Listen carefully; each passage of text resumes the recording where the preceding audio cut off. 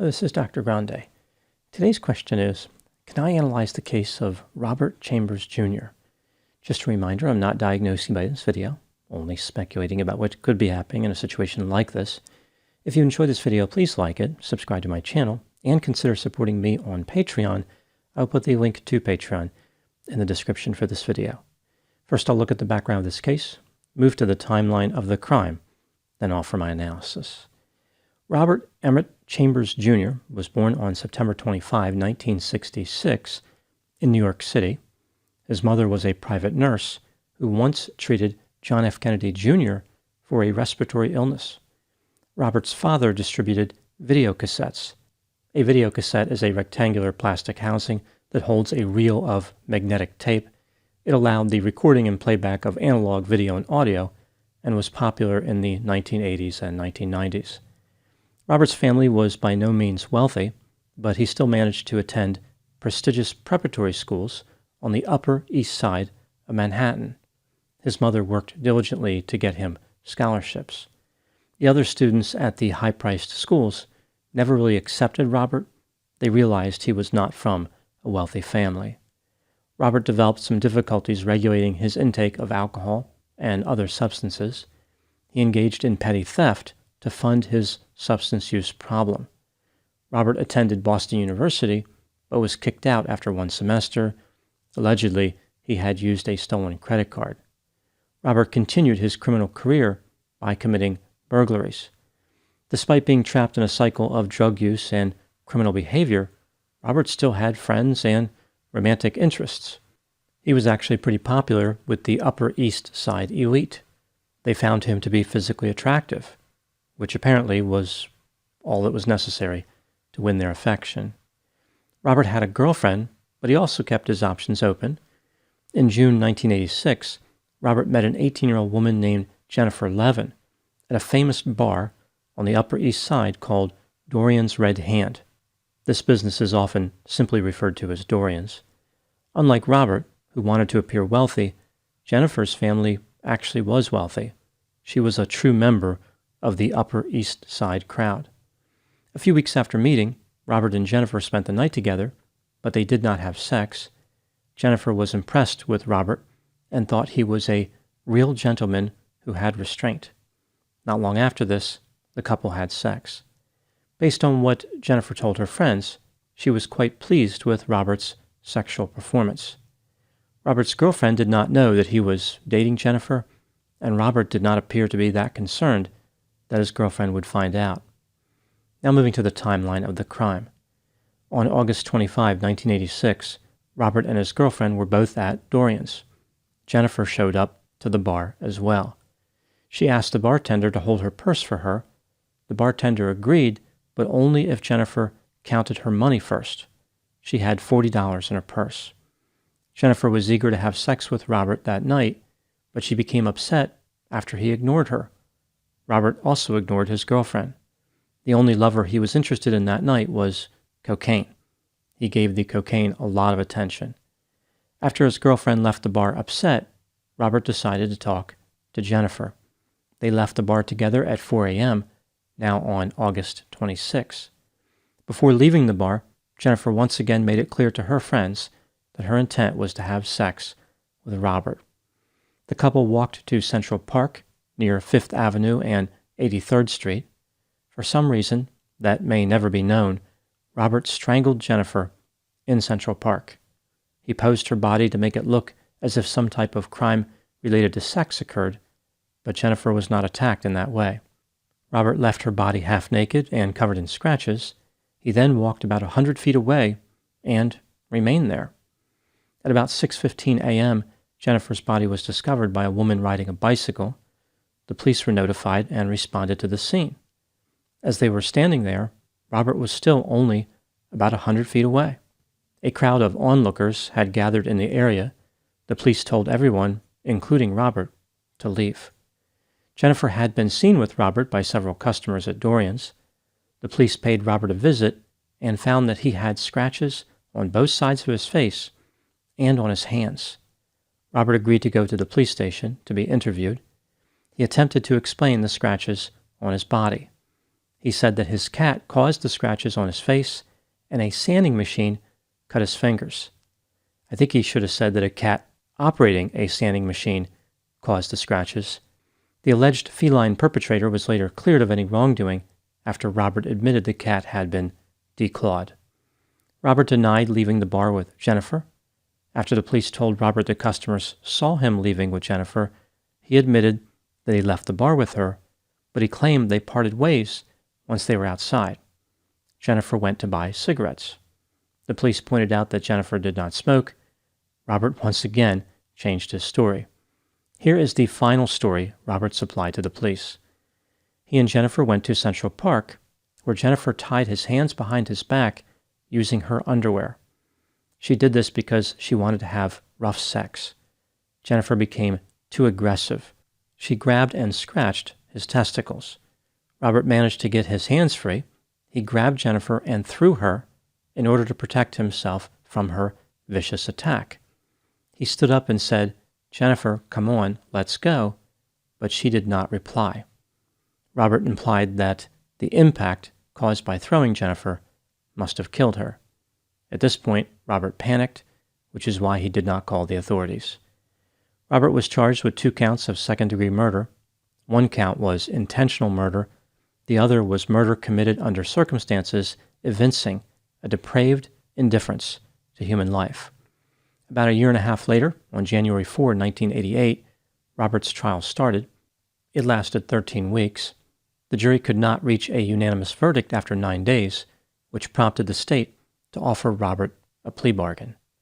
Robert pleaded guilty to first-degree manslaughter and was sentenced to 5 to 15 years in prison. Many people expected that he would have been out in about 5 years, but he ended up being disciplined in prison so many times, he served about 15 years.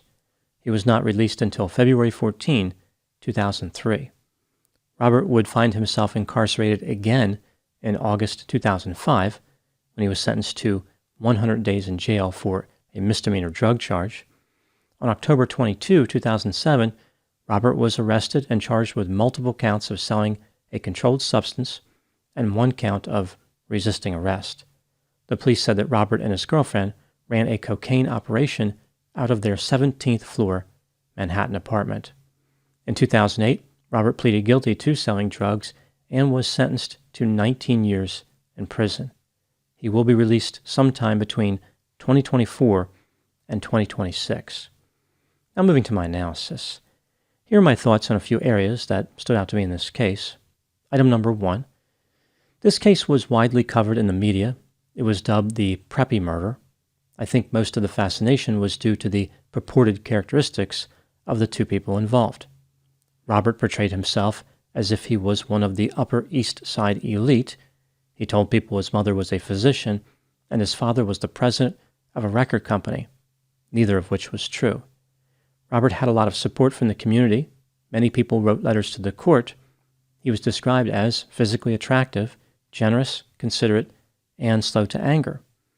Jennifer was from a wealthy family, and she was physically attractive. In school, she was even voted best looking. The media did not appreciate Jennifer's positive attributes. Rather, they focused on the negative. They bought into the narrative put forth by Robert's defense team, who argued that Jennifer was the aggressor. The defense claimed that an appointment book kept by Jennifer was really a sex diary, containing material about how eager she was to have sex. She was portrayed as a stalker who viciously attacked Robert. He only used force in self-defense. Many members of the public took Robert's side. They viewed him as the victim. They thought of Jennifer as shallow, attention-seeking, wild, provocative, and into rough sex, which was particularly offensive to some people. It's interesting that so many people held Robert out as a victim based on his ostensible elite status, yet they were willing to believe that Jennifer was the perpetrator. She was a member of the same crowd, but she did not get the benefit of the doubt. Item number 2. One of the unusual elements of this case is how Jennifer ended up with Robert in the first place. Like, why did she select him when in theory she had several other romantic options which were vastly superior? Jennifer had sex with other men and had other relationships.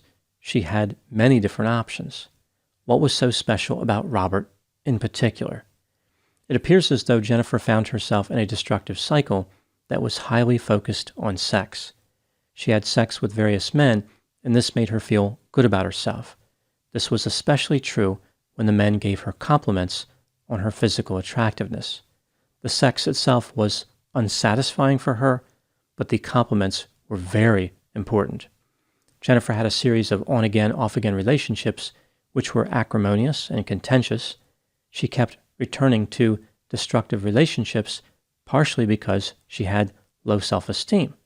Jennifer believed that she was too heavy, and she struggled to lose weight. More so than other people, Robert paid Jennifer a lot of compliments. He often told her how beautiful she was. This was like music to her ears. Jennifer could not get enough of this type of attention. In addition, Robert's sexual performance was highly rated by Jennifer. The sex was bringing her more than just a boost to her self-esteem. It was physically satisfying. Jennifer told one of her friends that Robert was the best person she'd ever slept with in her entire life. Item number 3. Do I think that Robert was guilty? Despite the jury's inability to reach a verdict after 9 days, this case is relatively clear as far as guilt, at least in my opinion. I think that Robert was guilty beyond a reasonable doubt. If a case with the same evidence happened these days, there wouldn't be any chance of a hung jury. They would almost certainly find the defendant guilty. Robert's story about defending himself from Jennifer's attack doesn't make any sense. The fact that Jennifer was strangled is inconsistent with the idea that she died from being thrown. Even though I believe Robert is guilty, his motive is still a bit of a mystery, which brings me to item number 4. What do I think happened in this case? Why did Robert commit this crime? This is just a theory, my opinion. During the early morning hours of August 26, 1986, Jennifer was highly motivated to have sex with Robert, but he was more interested in drugs. There was a disconnect between them. They had different expectations. As they were walking in Central Park, they had some type of disagreement. Maybe it was based on something related to drugs, like perhaps Robert tried to take the $40 out of Jennifer's purse. Whatever it was, Robert lost control and strangled Jennifer. His crime was not based on sex. It was not based on a deep-seated hatred. Rather, he committed an impulsive, drug-fueled homicide. Robert clearly did not have a plan for after the murder. He thought his story about being attacked would allow him to escape the consequences of his behavior. He was accustomed to getting away with doing bad things. Amazingly, to some degree, Robert was correct.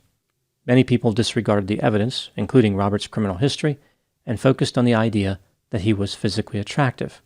That's all that mattered. After being allowed to take a favorable plea deal, Robert continued to misbehave.